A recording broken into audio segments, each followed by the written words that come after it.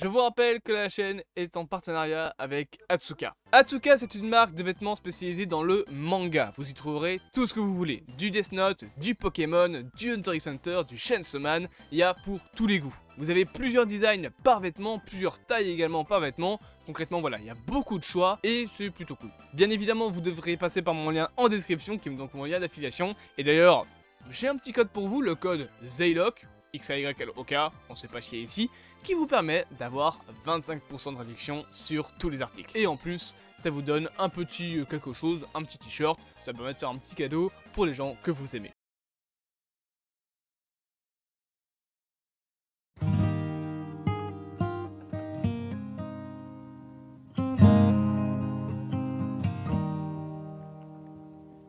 If I ever were to lose you.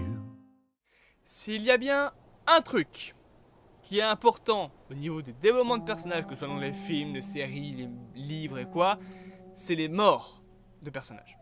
C'est important de soigner une belle mort. Tony Stark du côté de Marvel, Stark du côté de Game of Thrones, et finalement il n'y a que les Stark. À chaque fois, c'est les personnages qui doivent avoir une belle mort. D'ailleurs, je vous conseille la chaîne Chronique Fiction pour ceux qui la connaissent pas, c'est une très bonne chaîne YouTube qui justement où tu as le personnage du coroner qui analyse les morts du cinéma. Il a aussi fait Fight Club, il a fait plein de morts, il a fait Seven. Je vous conseille d'aller voir la chaîne parce que c'est vraiment très cool.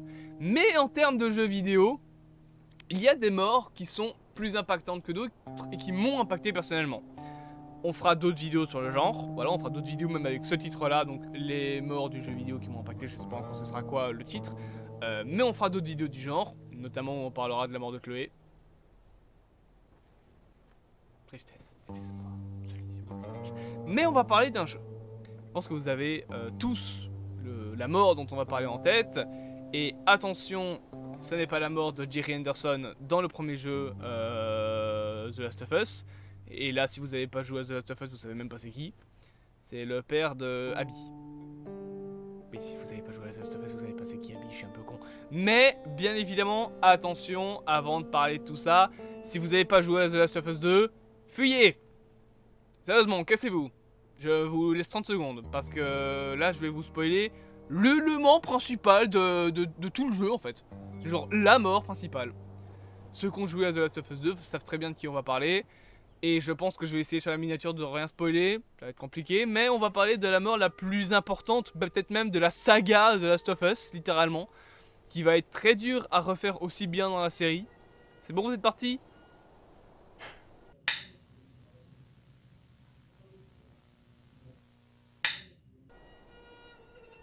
The Last of Us partie 1 nous avait déjà offert quelques belles morts. Bill était pas mort que je raconte. Marlène, surtout.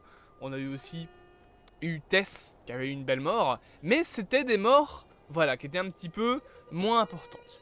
Dans The Last of Us partie 2, on suit les conséquences de ce qu'a fait un certain Joel Miller dans le premier The Last of Us. Joel Miller, vous savez tous c'est qui, c'est ce petit bonhomme, voilà, qui a dû recueillir sous son aile le personnage de Ellie dans le premier The Last of Us, et qui a fini par décider de la sauver contre le gré des gens qui faisaient partie des Lucioles dans la fin de The Last of Us 1, tuant Marlène et mentant à Ellie concernant ce qui s'est passé en lui disant non mais en fait ils ont pas trouvé de remède et tout s'est bien passé, etc. Alors que la réalité étant qu'il a buté tout le monde pour sauver Ellie. Son instinct paternel a repris le dessus. Tout cela a conduit une certaine Abby, c'est ce personnage, à perdre son père, le fameux Jerry Anderson, qui est le médecin qui devait tuer entre guillemets Ellie dans le premier The Last of Us, et Joel a tué Jerry Anderson. Tout cela mène donc dans The Last of Us partie 2 à Abby voulant obtenir vengeance, et l'une des morts les plus importantes, je pense, de l'histoire même du jeu vidéo,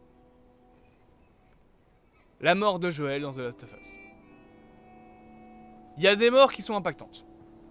Chloé Price, ça c'est si vous avez joué à Life is Strange.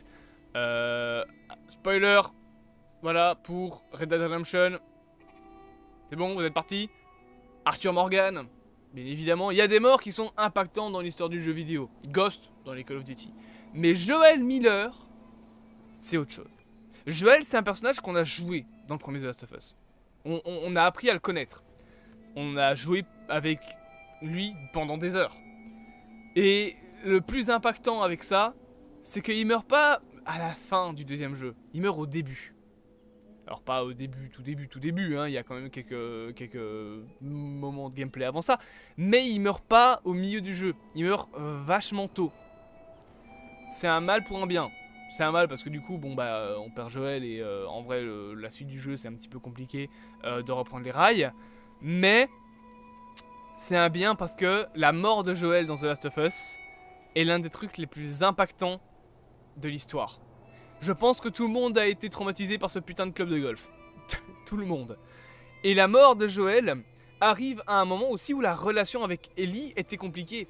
À ce moment-là, Ellie est au courant de la vérité. Joel lui a menti, il a tué tout le monde, il a tué les Lucioles, et comme elle le lui dit, le soir avant même la mort de Joel, c'est ce qui est encore plus triste, Ellie va lui dire clairement que Joel, ce jour-là, lui a retiré sa seule raison de vivre. Elle pouvait sauver le monde, littéralement, en créant un remède. En se sacrifiant peut-être, mais elle pouvait sauver le monde. Et Joel, par égoïsme, par instinct paternel, a décidé de la sauver. Mais en sauvant Ellie, il l'a privée de ce qui faisait son existence. Ce pourquoi elle a fait tout ce voyage. Elle était immunisée, elle pouvait sauver des gens. Mais Joel a décidé que non, ça se passerait pas comme ça.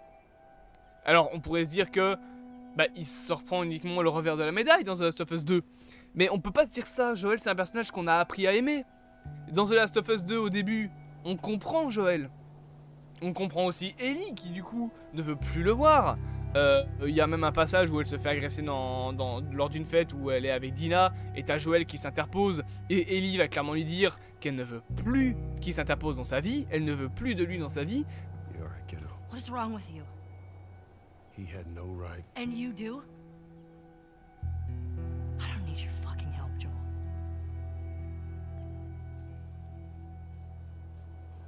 Joel va être un personnage très triste. Joel va être un personnage qui assumera ce qu'il a dit et il lui dira clairement s'il pouvait revenir à ce moment précis dans The Last of Us 1, toutes les fois qu'il pourrait revenir dans ce moment précis, il retuerait les personnes qui voulaient tuer Ellie.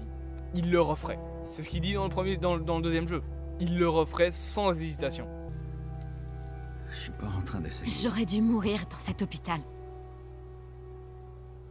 Ma vie aurait enfin eu un sens. Si on me donnait une chance de revenir en arrière à ce moment précis, je le referais sans hésitation.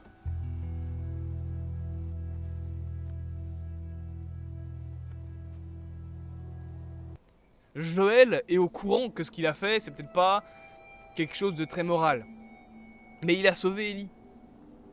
Il a juste réfléchi par amour en fait.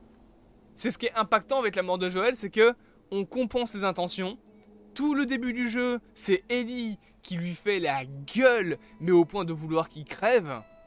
Et quand il crève, les seuls mots qu'on entend de Ellie, c'est Joel, putain, lève-toi. Joël, lève-toi. Joël, lève-toi, putain.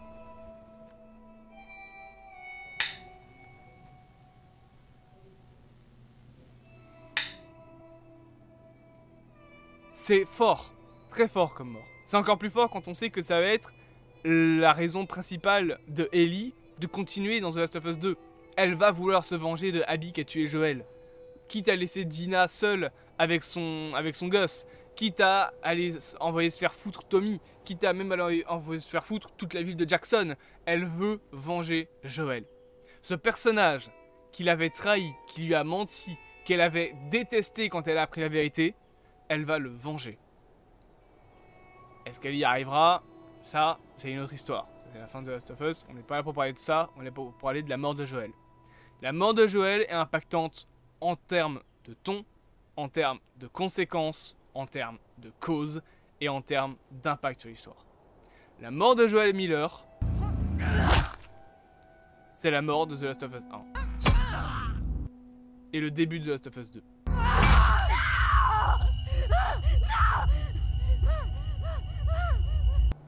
The Last of Us 1, c'est l'amour. The Last of Us 2, c'est la vengeance. The Last of Us 3, ce sera peut-être la rédemption.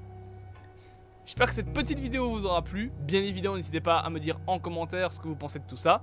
Abonnez-vous, partagez, likez et commentez cette vidéo. Et je vous conseille sérieusement d'écouter Take On Me ce soir.